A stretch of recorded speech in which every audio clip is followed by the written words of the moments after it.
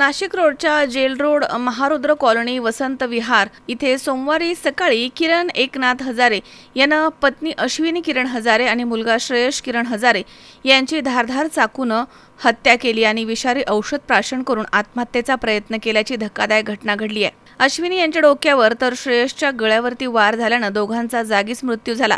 जखमी किरण हजारे याला बिटको रुग्णालयामध्ये जिल्हा रुग्णालयात दाखल करण्यात आला आहे। त्याच्यावरती उपचार सुरू आहेत। किरण आणि अश्विनी यांचा 2017 मध्ये दुसरा विवाह झाला होता। किरण ऑक्सिजन पुरवठा आणि सोलर प्लांटचा व्यवसाय करत होता।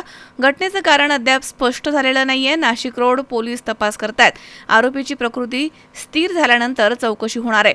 घटनास्थळी वरिष्ठ पोलीस निरीक्षक जितेंद्र सपकाळे, सहाय्यक पोलीस निरीक्षक किरण कोरडे तसेच प्रवीण सूर्यवंशी आणि पुणे शोध पथकाचे अधिकारी आणि कर्मचारी उपस्थित होते। किरण आहेर, सी 24 तास, नाशिक।